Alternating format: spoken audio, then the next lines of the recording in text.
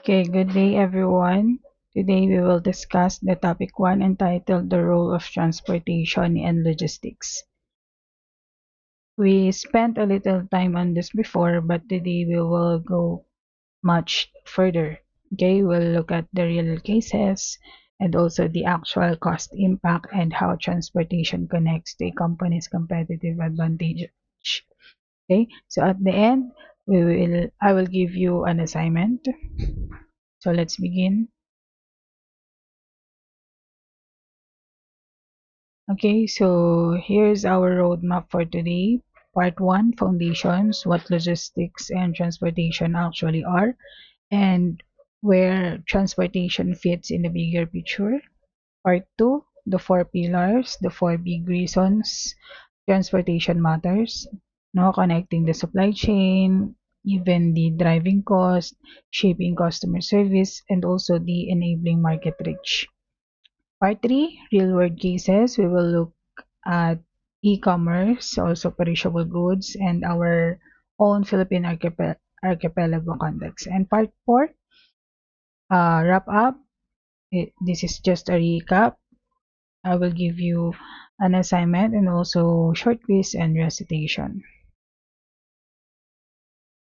Okay, so here's today's learning objective. So by the end of this session, you should be able to define transportation and explain time and place utility, identify the four pillars of transportation's role in logistics, relate transportation to real cases like e-commerce, perishables, and our own archipelago.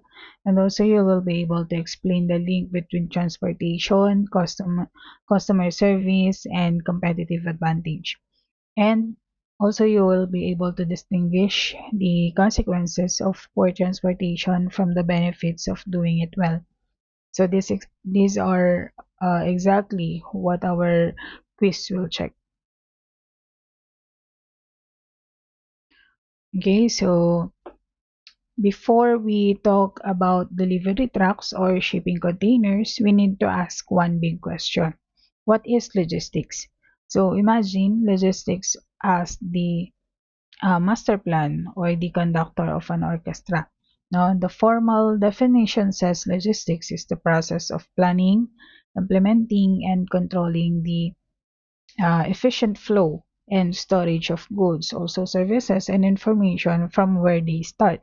Okay, this is the point of origin to where they are used, no, the point of consumption. So simply put, that the logistics make sure that the right product gets to the right place at the right time in the right condition.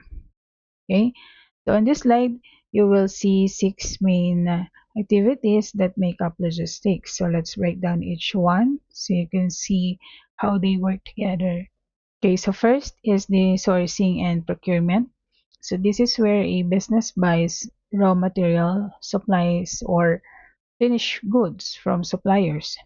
So, for example, a shoe company bumili ng leather and laces and also rubber soles from different vendors. So that is sourcing and procurement. And next, we have warehousing and storage. So once you have the materials or goods, you need a safe place to keep them until customers order them. Okay, so simply says this is a storing hundreds of boxes of shoes inside a big clean warehouse. Now that is warehousing and storage. And next we have inventory management. So this is tracking how much stock you have. You don't want too much inventory which wastes space and also money, or too little stocks which means you run out, no? So this is let's say checking a computer system para ma-ensure mo na meron ka pang 50 pairs of size 8 na shoes na in stock, no? So that is inventory management.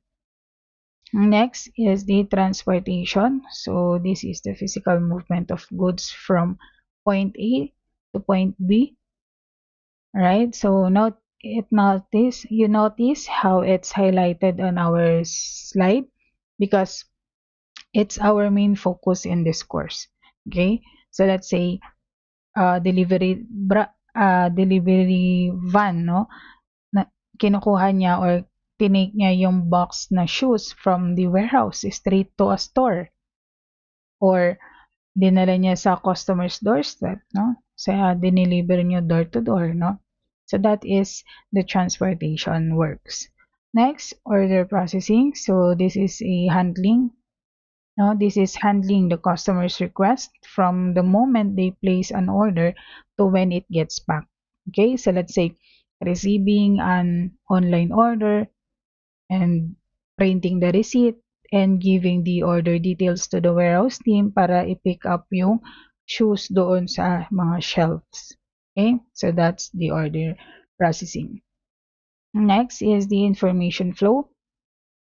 So logistics is not just about moving physical boxes, they must move too. Okay, so tracking numbers, receipts, stock levels, and updates are all part of the information flow. So let's say sending an message or email notification sa mga customer na stated there na your shoe delivery is on the way. No, so that's one of the information flow. Okay, so look at the bottom note on this slide. Transportation is only one activity within logistics, but as we'll see today, it's one of the most critical. So think of it this way. So you can procure the best materials, have the smartest inventory tracking, and run a great warehouse. But if you have no transportation, the customer receives nothing. Okay? All right. So now that we know how transportation fits into the bigger picture of logistics, so in this slide, what is transportation? Right? So as you can see, transportation is formally defined as the physical movement of goods from point of origin, such as a farm, a factory, or supplier, to a point of consumption, such as the store, warehouse, or customer. So while logistics covers the overall strategy and planning, transportation is the muscle. Okay, so it's the physical action of getting the items moving across the distances. Okay, so I want you to look at the phrase in quotes on this slide and memorize it. No transportation, no delivery, no sale. Okay, so let's think about why this is true. So you can design the most amazing smartphone in the world. Okay, you can manufacture millions of units in your factory. You can spend millions of pesos on advertising, but if you have no trucks, ships, or planes to deliver those phones to the stores or buyers, no sale happens. Okay, so the customer cannot buy what is not there. Okay, and the text at the bottom mentions that the transportation is the thread that ties every other part of business together.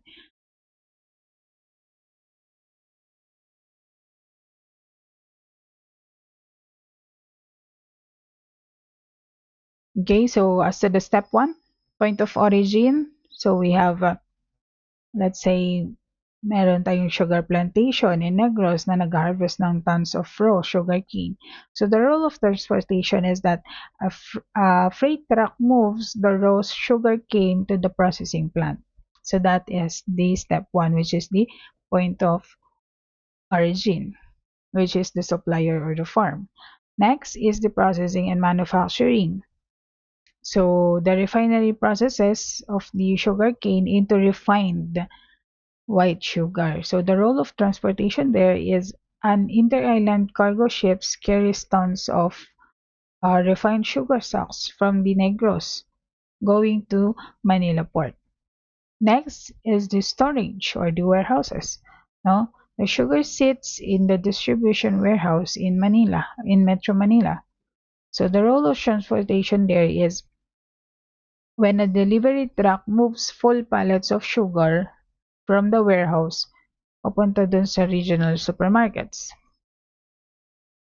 And the point of consumption or the customer or the store na itself, no?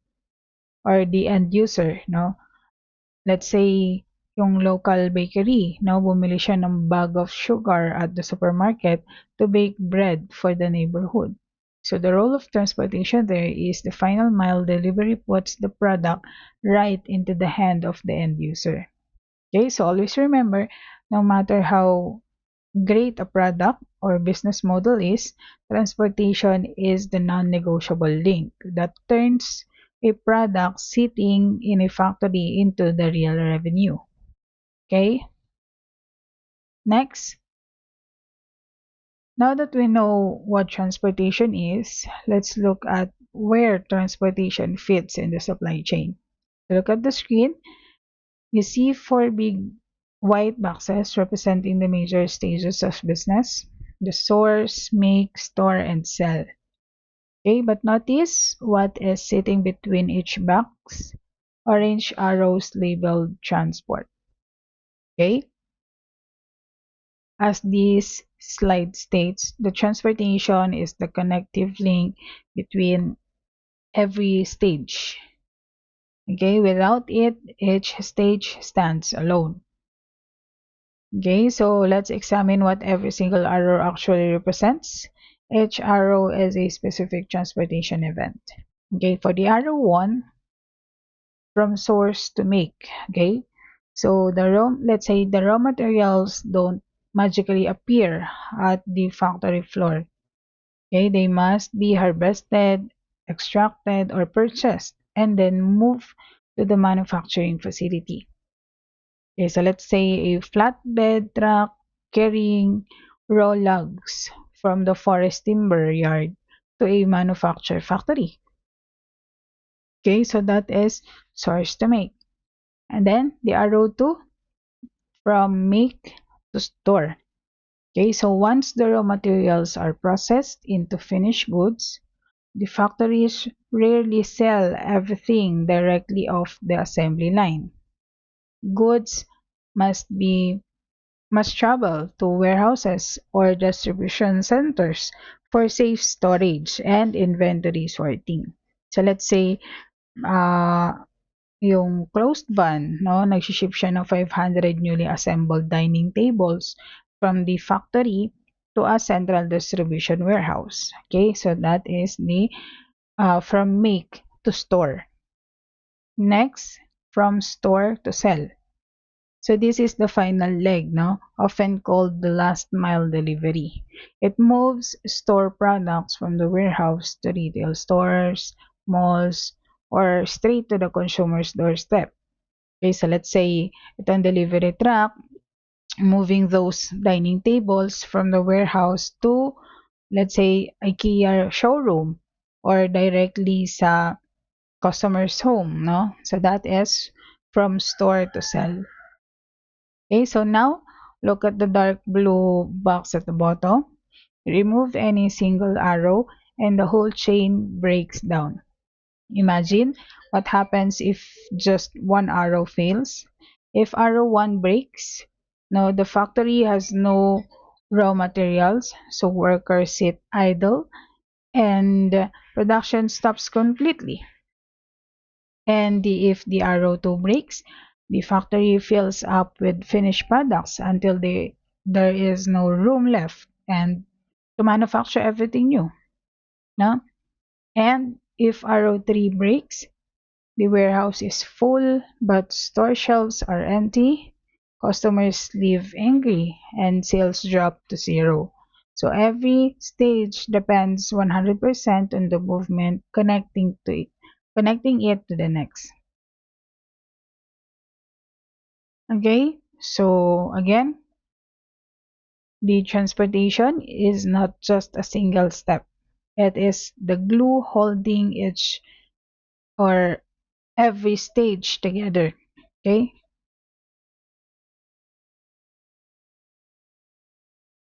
Next, now we are going to look at how transportation creates actual value for the business. The first major economic value created by transportation is called time utility. In simple terms, time utility means making goods available exactly when the customer or buyer needs them. It's not just about moving products, it's about moving them with precision timing. No? And notice the emphasis here, not too early, not too late. Okay? So let's look at the three boxes on the right side of the slide to understand why timing is so critical. So the first, delivering too early. Okay, so you might think delivering early is always a good thing, but in logistics, delivering too early creates real problems.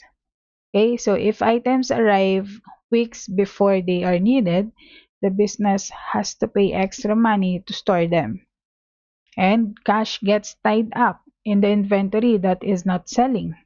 No, and items risk spoiling, getting damaged, or even becoming outdated.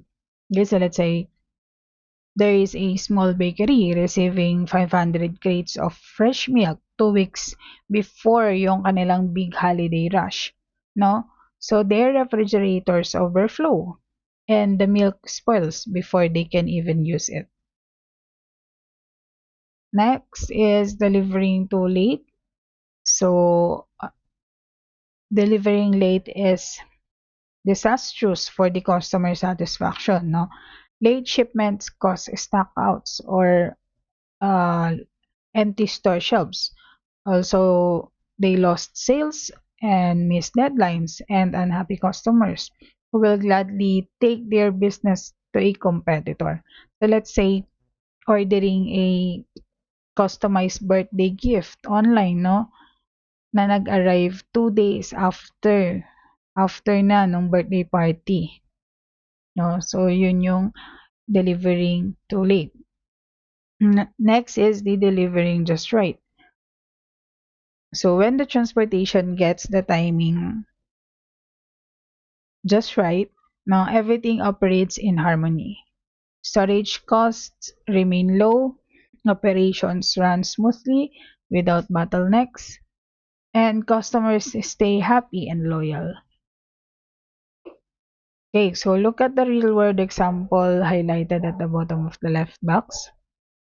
So a car factory using just-in-time delivery receives engine parts exactly a few hours before assembly. No earlier, no later. So let's say car manufacturers don't want thousands of bulky engines taking up valuable factory floor space for weeks.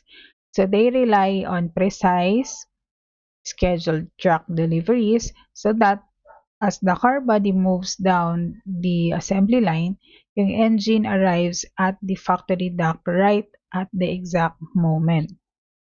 Okay? So just to sum up, speed is good, but reliability and timing are everything. Okay, the transportation creates time utility by ensuring goods arrive at the exact moment demand exists. Okay, saving money and keeping customers satisfied. Next, so we talked about time utility, making sure goods arrive at the right time. Now let's look at its twin concept, which is the place utility. Okay, so as defined on the slide, place utility means moving goods from areas of supply to areas of demand, from where they are abundant or produced to where people actually want to buy and consume them. Okay, so let's simply say it doesn't matter how valuable a product is at the factory or farm. If it cannot reach the people who want to buy it, it loses value. Okay, so look at the example in the blue box on the left.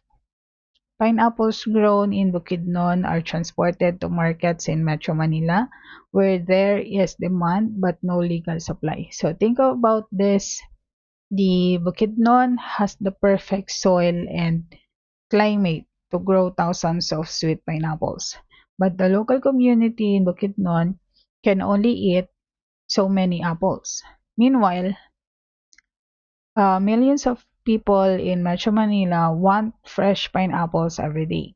But there are no pineapple plantation in the city. So by transporting those pineapples across islands to Manila, transportation creates place utility.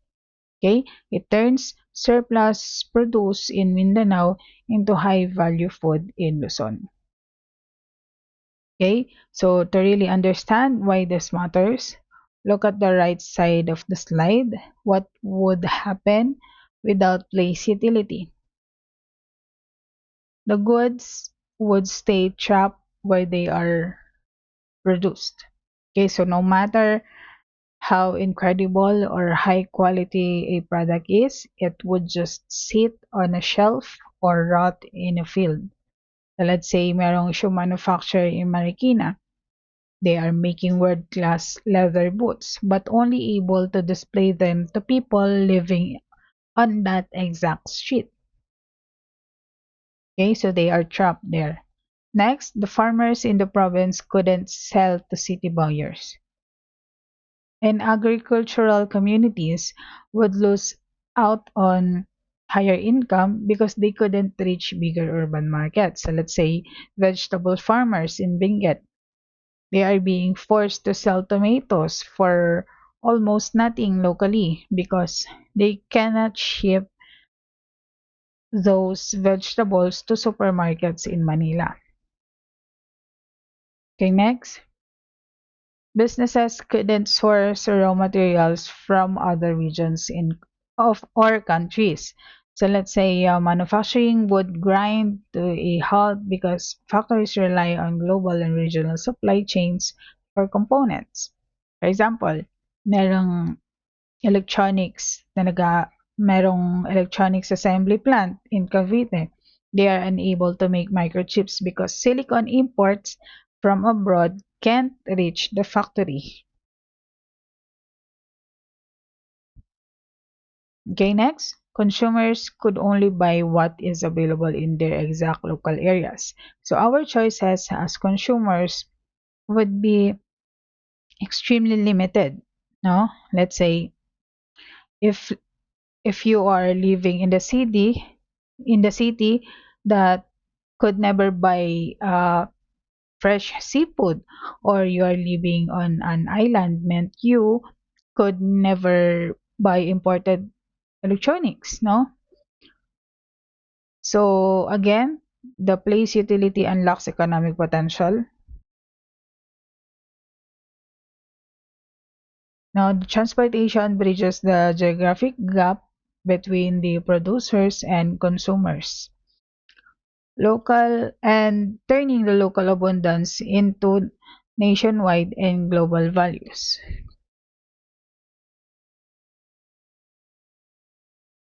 Next. Okay, so economists and business scholars identify the four main types of economic utility: the form, time, place, and possession. So as you can see from our slide, transportation is directly responsible for two of them: time utility and place utility. But it actively supports all four. Okay, so let's break them down, all four boxes, to see how the transportation connects them. Okay, so first is the form utility supported by transportation. Form utility is created during production when raw materials are transformed into finished products. How does transportation fit in? Okay, so the transportation enables form utility by moving raw materials from suppliers directly to the factory floor. Without transport, The factory has no inputs to manufacture anything. Let's say transporting crude oil to a refinery to turn it into gasoline, or moving raw materials to a workshop to build the tables. So that's form utility supported by transportation. Next is the time utility, and this is created directly by transportation. As we just discussed on the previous slide, or on the slide 7, the time utility ensures goods are available exactly when needed. Then the transportation alongside warehousing creates this value directly through precise scheduling and reliable delivery networks. So let's say a courier delivering fresh flowers early in the morning on Valentine's Day. So that's time utility. Next, we go to place utility. This is created directly by transportation again. So this is the delivery, so how this is the primary superpower ng transportation. No? Place utility makes goods available where they needed, and moving products from the supply centers to demand centers. It is created 100% directly by transportation. So let's say shipping avocado harvest from the Mindanao to supermarkets in Manila. Okay, so that's place utility. Next, possession utility. This is supported by transportation. So possession utility is created when ownership or legal rights to a product transfers to the buyer. Okay, so the transportation enables this by physically completing the handover, making the purchase real and tangible for the customers. And for example, paying for an online item is your transaction, but receiving the package at your doorsteps completes the transfer of possession. Okay? So again, the transportation is not just one isolated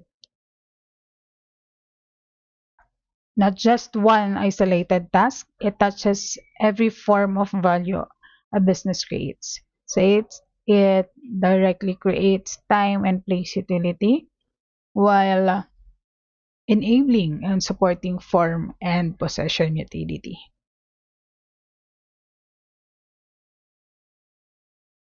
Okay, next, we have here the four pillars of transportation and logistics. So let's look at pillar 1. Transportation connects the entire supply chain. So look at the visual diagram across the slide. You see 6 main steps or nodes: supplier, manufacturer, warehouse, distributor, retailer, and customer. So between every single node sits an arrow representing transport. Okay, so as the slide points out, without transportation linking each node to supply chain, the supply chain is not a chain at all. It's a set of disconnected islands, each one use, useless to the others. Okay, so let's walk through this complete movement chain step by step. Node 1 to node 2, or supplier to manufacturer. Okay, so the raw materials move from local or international suppliers directly to assembly lines. So let's say yung container ship bringing electronic chips from Taiwan to manufacturing plant in Laguna. So that is supplier to manufacturer. Next, the node 2 to node 3, or the manufacturer to warehouse. Once products are fully assembled, they leave the factory to be stored safely in bulk. So let's say a fleet of wing vans hauling, nag-haul sila ng thousands of boxed appliances from the factory to a central distribution center. Next, the warehouse to distributor. The goods move from Center storage to regional distribution centers to get closer to the target markets. Let's say merong inter-island vessels nagcha-transport, no? Nagsisend sila ng pallets of goods from Manila warehouse to regional hub in Cebu. Next, distributor to retailer. So the regional hubs breaks down large shipments and deliver stock to local retail outlets. So let's say merong medium duty trucks na nagde-deliver daily sa supermarket inventory to local branches across the city. Next, retailer to customer. So this is the final link that puts the product directly in the hands of the end user. So let's say yung customer, bumibili siya ng item in store or a delivery rider, nagde-deliver siya ng online order straight to their home. Okay, straight to the home of the customer.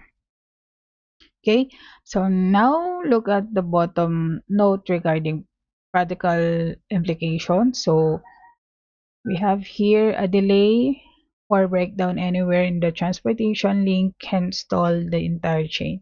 This is why disruptions, traffic, weather breakdowns, strikes are a major business risk. So think about how fragile this chain is, no? If the transportation fails at any single point, let's say bad weather or typhoon, the ships get stranded at sea, no, delaying the raw materials from hitting the factory. Or let's say uh, related to severe traffic or port congestion, no, yung mga delivery trucks miss their dock appointments at the warehouse. And also vehicle breakdown. So, yung delivery truck nag-breaks down doon sa highway, no, leaving the supermarket shelves empty.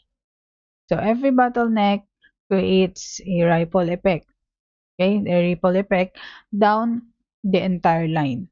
Okay, so that is why managing transportation risk is one of the most critical responsibilities sa logistics. Okay, again, transportation is the thread that weaves isolated businesses facilities into one single functional supply chain network. Okay, so without efficient movement, every node or every step becomes an isolated island. Next,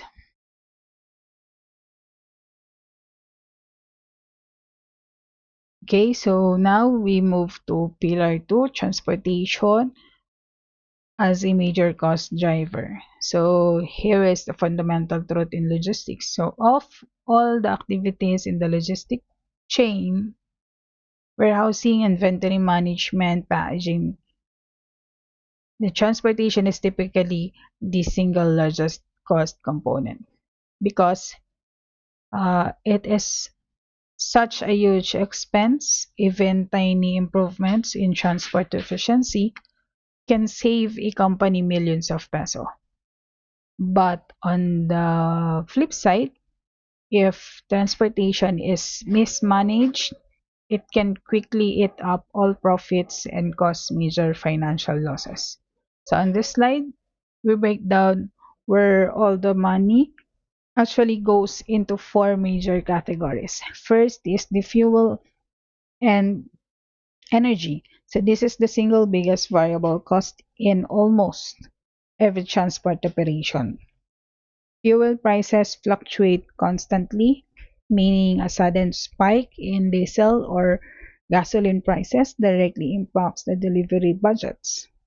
So let's say a delivery fleet now running dozens of trucks across Luzon, spending hundreds of thousands of pesos on fuel every single week. Right? Next is to the labor. So the transportation requires human power, the drivers, ship crew, plane pilots, helper handlers, and logistics coordinators. So this is both a fixed cost and a variable cost. No? So let's say paying long haul truck driver salary and also the night differential and meal allowance during multi-day trips across provinces. Okay, so that falls under the labor. Next, maintenance and assets. Vehicles, ships, cargoes, cargo containers, and trailers are expensive assets to buy or lease. Plus, they constantly require upkeep. Yung tires, yung engine servicing, inspections, and repairs, no, to stay roadworthy and safe. So let's say regular replacing ng mga tires ng heavy truck or yung mga oil filters and servicing engine parts, no? So the vehicles don't break down mid-trip, no? Hindi masisiraan habang nasa biyahe. So that's under the maintenance and assets. Next, inefficiency or the hidden cost.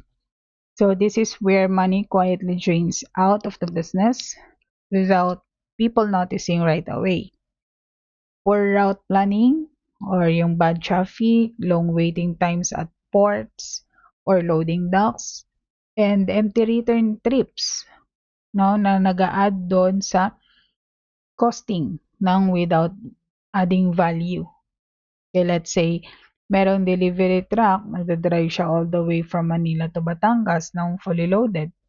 Pero bumalik siya or nag-driving back siya to Manila completely empty. So that empty trip still cost fuel and also wear and tear and the driver wages with zero earnings. No? So that falls under the inefficiency or the hidden cost. Okay, so to summarize, this pillar 2, so this is the transportation. The transportation is usually a company's biggest logistics bill.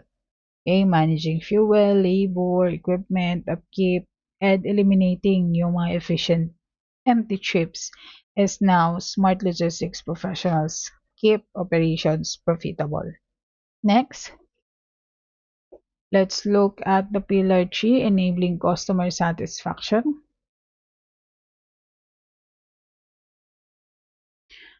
Okay, so we just talked about how transportation is a major cost driver, but now let's look at a concrete visual breakdown where the logistics peso goes. So imagine every single peso spent on logistics operations in a company. This chart shows an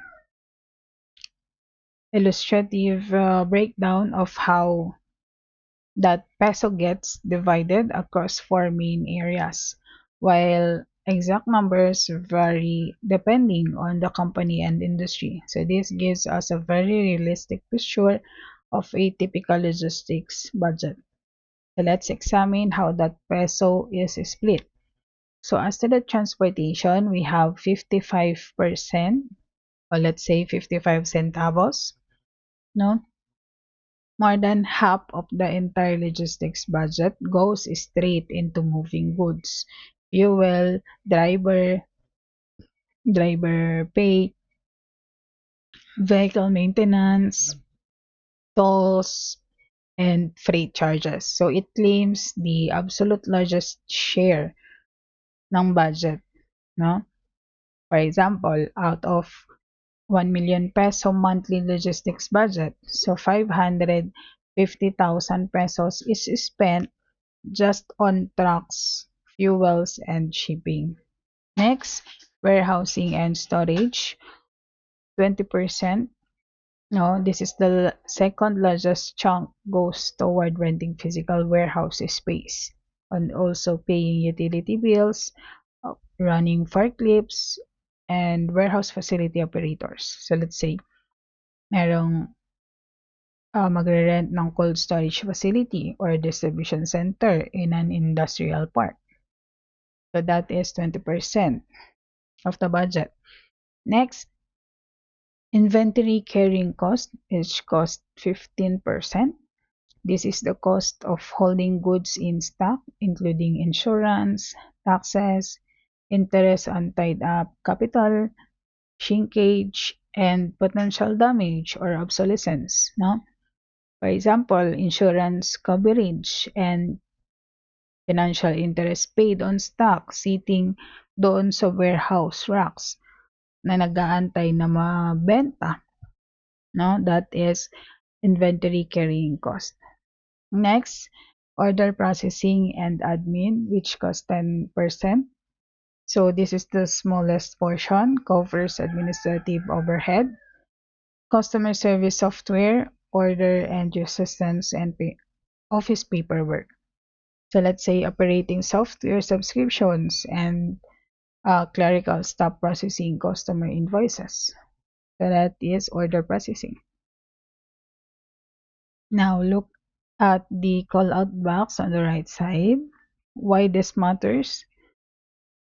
So, as the slide states, because transportation usually claims the largest slice of the logistics budget, it also where the largest cost saving opportunities live. So, think about the simple math behind this. If you improve your order processing efficiency by 5%, you are only saving 5% on a small 10% slice of your budget. But if you improve your transportation efficiency by 5%, you are saving 5% on a massive 55% slice of your budget. Okay? So a 5% gain in transportation efficiency produces a significantly bigger impact on a company's profit margins. Okay? Than a 5% gain anywhere else in the supply chain. Okay, so to summarize, if you want to cut costs and maximize profits in logistics, start by optimizing transportation. It holds the biggest share of spending, which means it holds the biggest opportunity for savings. Next, okay, so now we are moving on to pillar 3, transportation shapes customer service. So when people think about customer service, they often picture a representative answering calls or replying to chat messages. But in logistics, transportation is customer service.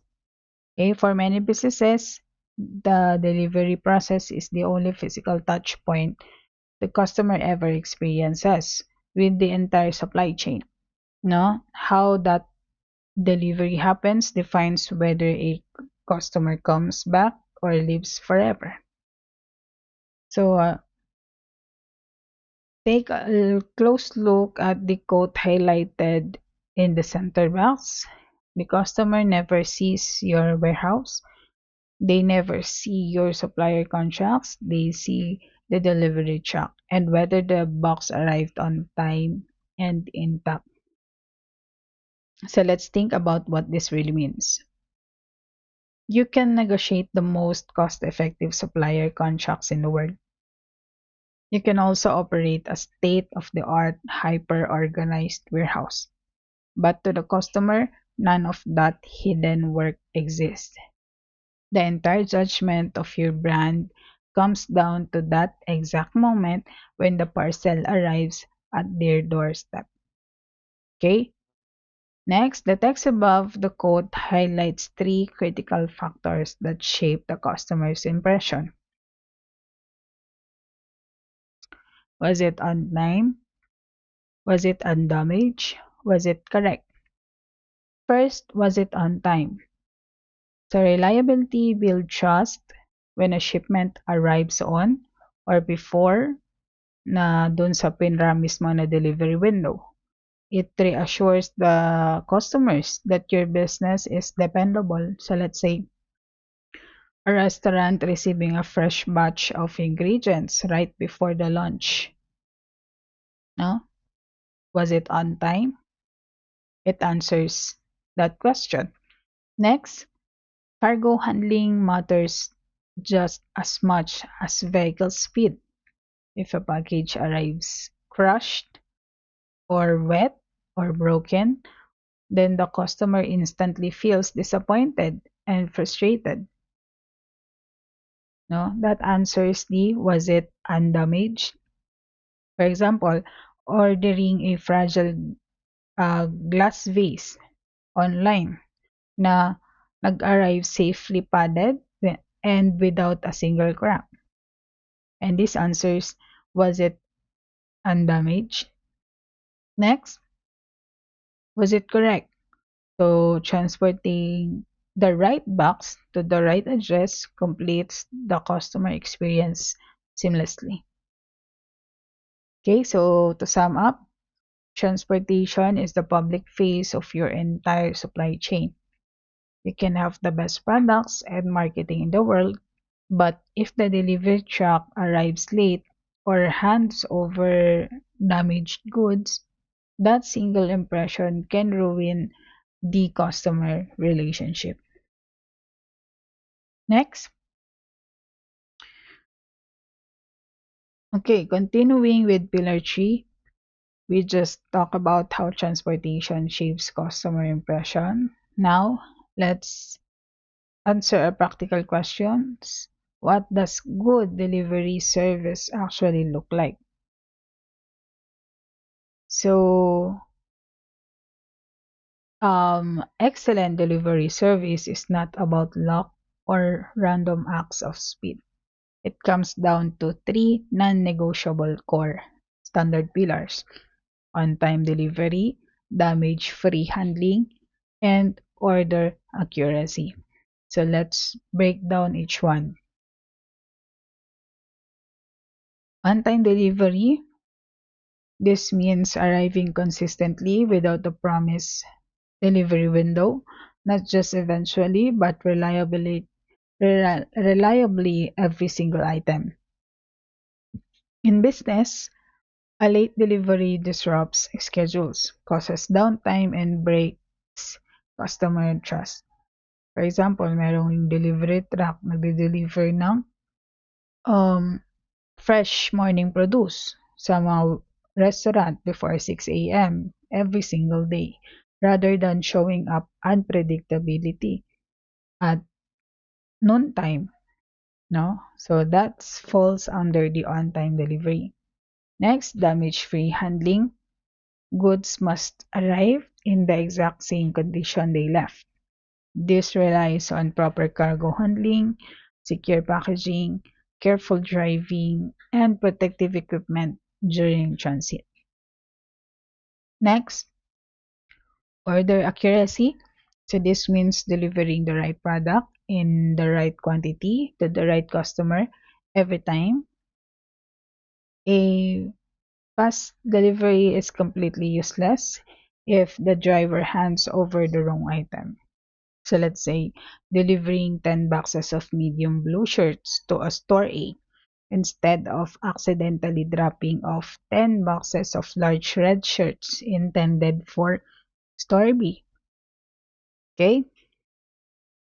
So now look at the bottom line on the slide. Fail on any one of these three, and the customer's overall impression suffers, even if the product itself was perfect.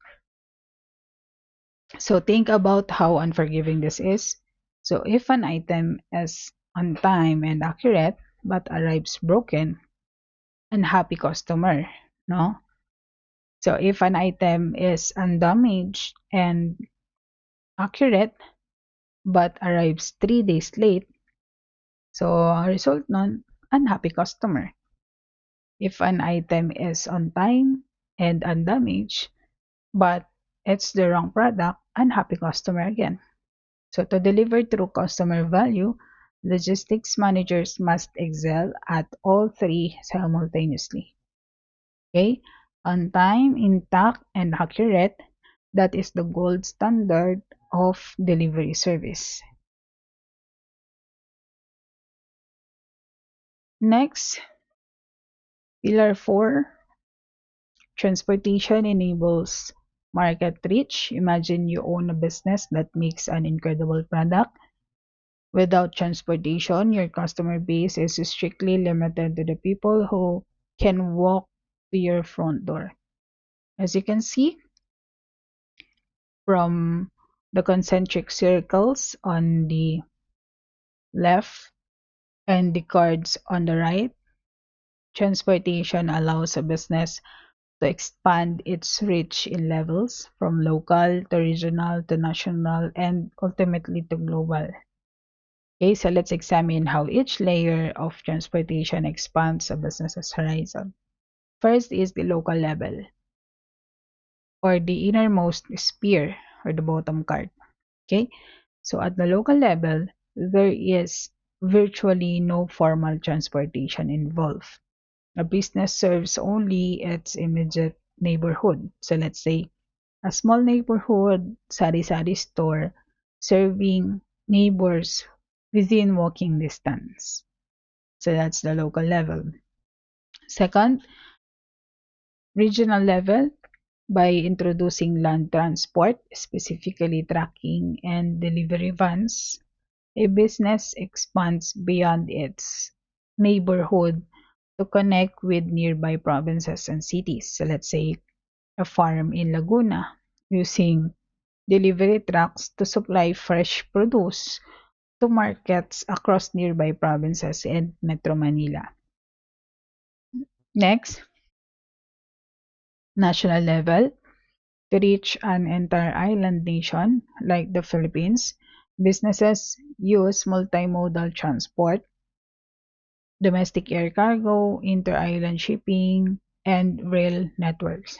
So this opens up the entire country as a potential market. So let's say a Cebu-based dried mango manufacturer, gumagamit siya ng mga inter-island cargo vessels and domestic flights to sell products across Luzon, Visayas, and Mindanao.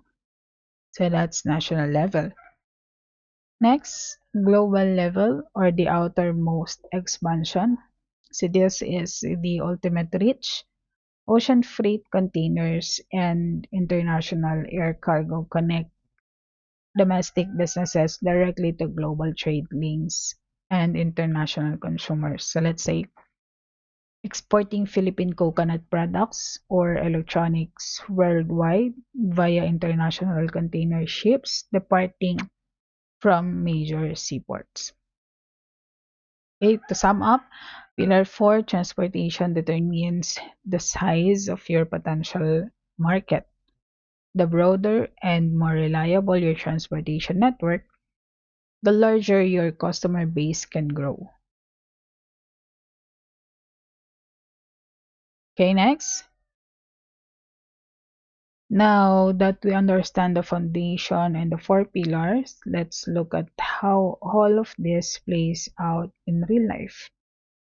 So let's examine our first real world case study on slide on this slide, e-commerce and transportation.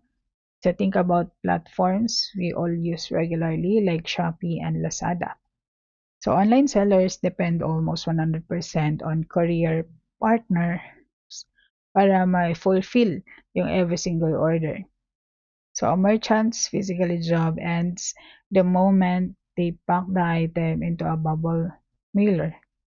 So everything that happens after that is purely a transportation and logistics process. So look at the three key points on the left card. Late deliveries hurt seller ratings. Okay, even if a seller creates or sources a five-star product, a late delivery will cause buyers to leave one-star reviews on the platform. The customer holds the seller responsible for the courier's delay.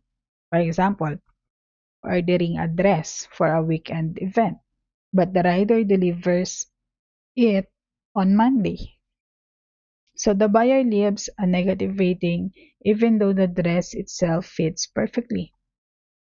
Next, damaged parcels lead to financial loss. Rough handling or poor transit care leads to broken items. And, if, and even refund requests, costly returns, and a total loss of buyer trust. So let's say a customer opening a package to find a shattered cosmetics bottle, no, and it will lead to an instant refund request and also loss of future business. Next, fast delivery is a competitive advantage. So today, speed and reliability are major selling points. Merchants proudly advertise next day delivery or same day delivery because buyers often choose the seller who can get the product into their hands the fastest. Okay, so now look at the dark blue card on the right side of the slide. Okay, so this discussion point, have you ever canceled or avoided buying from an online seller because of bad reviews about late or damaged delivery, even if the product looked good? Okay, so most of us have checked shop reviews, seen comments like matagal ma-deliver or yupi-yupi yung box, and immediately clicked away. So as the bottom of this is transportation's power over customer service in action. Every single day for millions of online shoppers. So to wrap up this slide, in e-commerce, your transportation network is your store experience. If the delivery fails, the wholesale fails. Next, as to the perishable goods, like fish, fruits, and vegetables, unlike shirts, shoes, or electronics, perishable goods have a ticking clock. Every single hour spent in transit is an hour closer to spoilage. So in this industry, transportation is not just about saving money or offering experience. It determines whether the product can be sold at all or thrown into the trash. So let's examine the three core bullet points on the left card. Cold chain. Cold chain to slow down the ticking clock. Businesses rely on cold chain logistics using refrigerated trucks, reefer containers, and temperature controlled storage during movement. So let's say a refrigerated container span keeping fresh tuna catches ice cold as it travels from General Santos to their processing hubs and airport cargo docks. Next, delay mean total loss. Delays mean total loss. No? If a shipment of non-perishable goods is delayed by 2 days, the delivery, you deliver it late. But if fresh fish or leafy vegetables sit delayed on a hot highway for 2 days, they are rot uh, and it will result in a total loss of the shipment and zero revenue. So let's say, for example, a truck loaded with fresh lettuce getting stranded due to a roadblock, causing the entire load to wilt and become unmarketable. Next, loss of bargaining power. So when farmers and fisherfolk lack fast, reliable transport, they get stuck selling their goods locally before they spoil, often forced to accept yung mga unfair, ultra-low prices from middle buyers, no? So the fast transport gives producers the freedom to reach distance, higher paying city markets. So for example, vegetable growers sa Benguet having to sell tomatoes at a loss locally because they cannot secure quick transport. to high demand supermarkets in Metro Manila. Now, look at the call out card on the right side. Why this matters more here. So, as stated on the slide, for non perishable goods, a delay is usually just an inconvenience. For perishables, a delay can destroy the entire value of the shipment.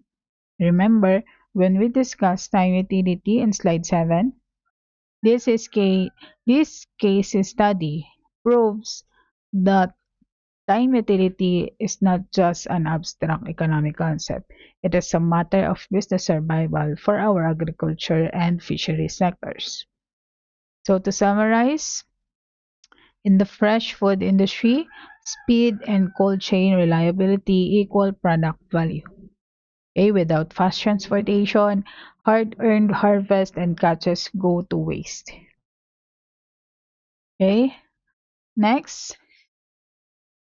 Okay, so up to this point, we've looked at transportation concepts through general business examples, but now let's bring it right home and ask, why does transportation matter even more here in the Philippines? So, managing logistics in a massive single landmass country like the US or Australia is very different from managing logistics in our country. So, in the Philippines, geography, weather, and infrastructure create unique challenges that make transportation the absolute heart of every local business operation. So, on this slide, we have four distinct factors that make transportation so critical in our country. Let's walk through each one. First, an archipelago. No, our country is made up of over 7,000 islands because of this geographic fragmentation. Many Philippine business simply cannot operate without inter-island maritime shipping. For example, a manufactured product made in a factory in Cavite cannot reach a retail store in Leyte or Tacloban without crossing major lanes. Next, RoRo and ferry network. So, to bridge these water gaps without unloading cargo from trucks at every point, the Philippines relies heavily on roll-on roll-off vessel networks. So RoRo ships allowed loaded cargo trucks to drive straight in onto the ferry and sail across the sea, drive off at the destination port, and continue on the road network seamlessly. So for example, a delivery truck carrying processed goods that drives siya onto RoRo vessels at Matnog Port in Sorsogon to cross over to Samar, no? So that is RoRo and ferry network. Next, weather risk located in the Pacific Typhoon Belt. So the Philippines experiences severe monsoon seasons and around 20 typhoons per year, no? And strong winds and heavy seas regularly cause Coast Guard sea travel suspensions and flight cancellations that results to disrupting supply chains for days. For example, merong typhoon closing down seaport operations in Manila or Batangas and requiring logistics planners to build extra inventory buffers and lead times so that the stores don't run out of stock. Lastly, uneven infrastructure.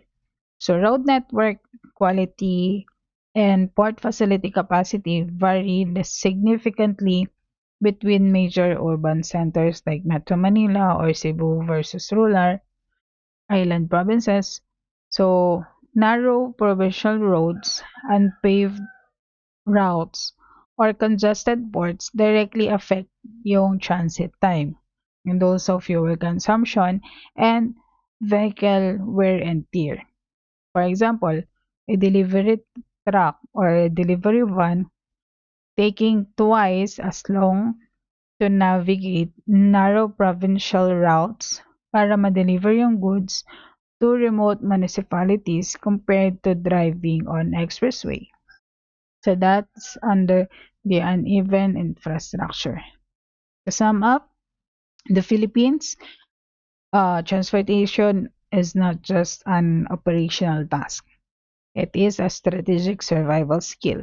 No, navigating our island geography, rural networks, weather disruptions, and infrastructure gaps is what separates successful logistics operations from failed ones. Okay, so now that we've looked at specific case studies like e-commerce, perishable goods, and Philippine geography, let's zoom out and compare the big picture, poor versus effective transportation management. A side-by-side comparison brings together everything we have learned so far. Okay, on the left, in the red, you see what happens when transportation fails. On the right, in green, you see what happens when transportation works. So let's compare this point by point to see how good management transforms business outcomes. Let's walk through each row to see the stark contrast. Row 1, as to the product availability, when it fails, stockouts and missed sales. No, when delivery trucks don't arrive on schedule, store shelves sits empty, forcing eager customers to walk away empty-handed. When it works, reliable product availability, so the products are always on the shelves or in stock when the customer wants to buy, capturing every sales opportunity. Next, row 2, cargo condition. When it fails, spoiled or damaged perishable goods, poor temperature control or careless handling turns the valuable inventory into useless trash. But when it works, fresh undamaged goods on arrival, so proper cold chain handling the cargo care ensures time or ensures that the items reach the customer in precise condition. Next, row 3, delivery timing and customer experience. So when it fails, late deliveries and customer complaints. So delays frustrate clients, flood your support channels with complaints, and drain administrative time. But when it works, on time delivery and satisfied customers, meeting meeting promised timeframes creates a smooth, pleasant customer experience. Row 4, operational cost. When it fails, higher cost from rushed, inefficient shipping. When you're constantly scrambling to fix yung transport delays, you end up paying premium expedited freight rates or booking last minute or even expensive trucks. But when it works, lower cost per unit through efficient routing, optimized routes, full truckloads, and scheduled consolidation significantly reduce transportation cost per unit. And lastly, row 5, businesses, business impact and brand reputation. So when it fails, damage brand reputation and lost repeat customers. One terrible delivery experience can ruin customer trust forever, sending buyers straight to your competitors. But when it works, stronger brand reputation and customer loyalty, consistently reliable delivery becomes a powerful reason for customers to stay loyal and keep coming back. So to summarize, transportation management is never neutral. If you treat it as an afterthought, it acts as a cost sinkhole that ruins customer trust. But if you manage it strategically, it becomes a competitive weapon that cuts cost, boosts sales, and drives customer loyalty.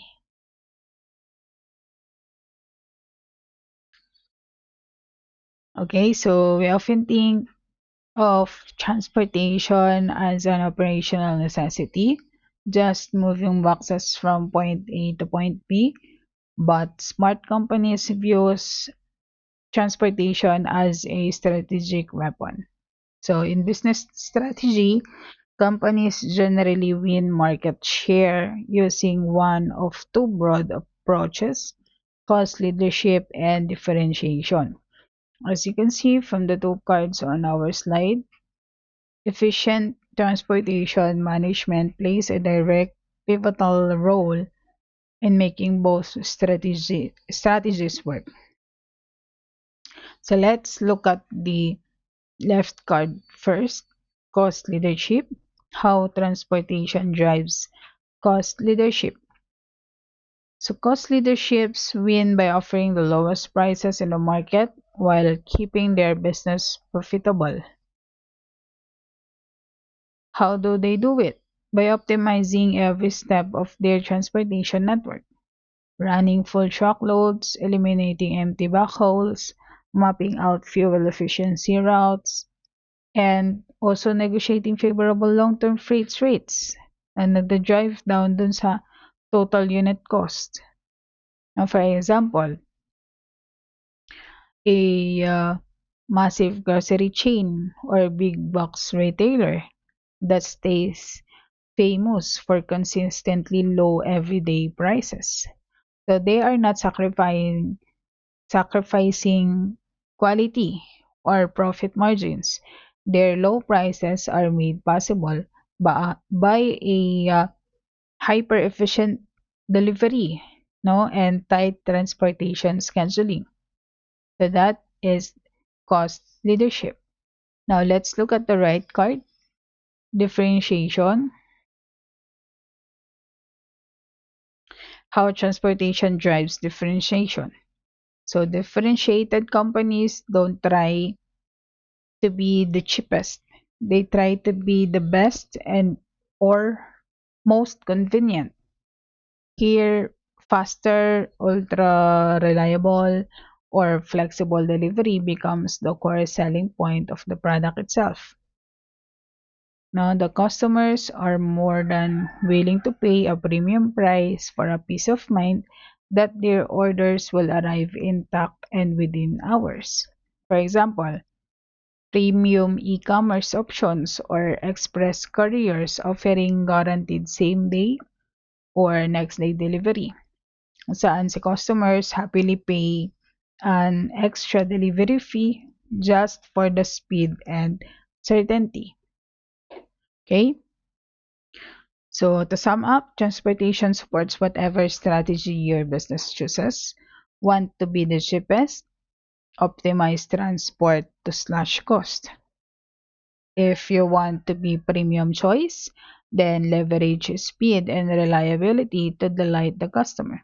Either way, transportation is right at the heart of your competitive edge. Okay, so before we conclude today's session, let's step back and look at the four pillars at a glance. This summary slide brings together all four foundational principles we've covered throughout today's lessons. So think of this as your executive summary or quick study guide for the role of transportation and logistics. Okay, so let's quickly review each of the four numbered columns. Pillar 1 connects the supply chain. This is the transportation is the physical glue of trade. It links every single stage of the value chain. from raw material suppliers, papunta kay manufacturers, kay warehouses, retailers, and ultimately to the final customer. Without movement, supply chains are completely static. Okay? Pillar 2, a major cost driver. Transportation is not cheap. It is often a single largest expense category within the entire logistics budget, taking up roughly 55% of every peso spent.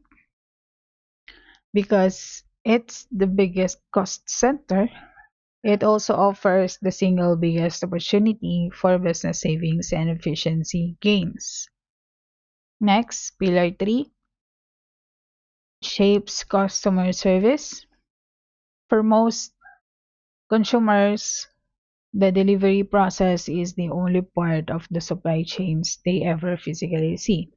Whether a shipment arrives on time, intact, and accurate directly shapes the customer's impressions of your entire brand.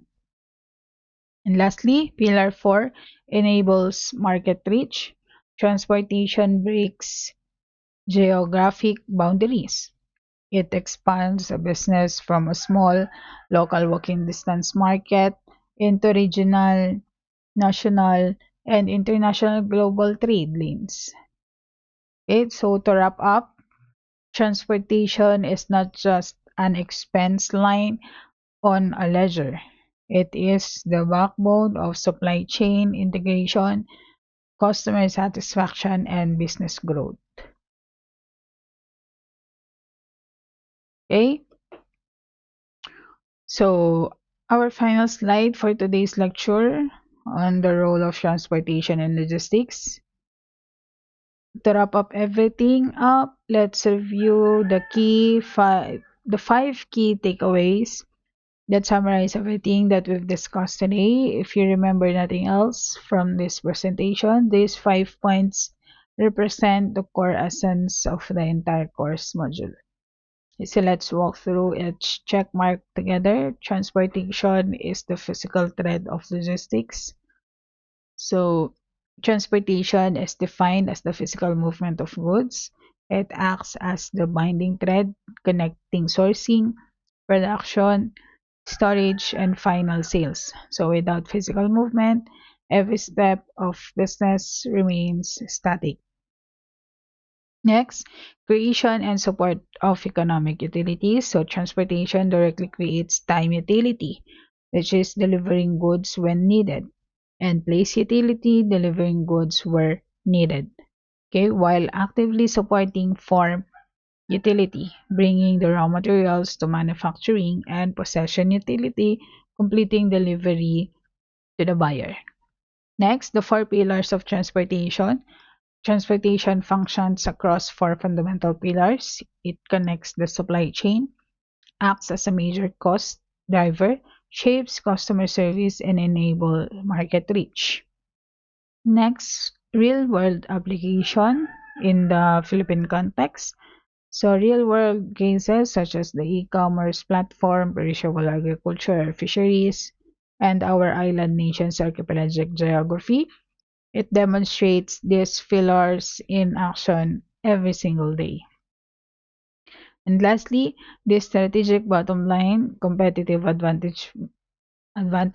So transportation builds a powerful competitive advantage through cost leadership or differentiation, and done poorly, it can undo every other good thing a business gets right. Okay, and that concludes our presentation for the role of transportation and logistics. Thank you for all your time uh, and listening. And I will be giving you an assignment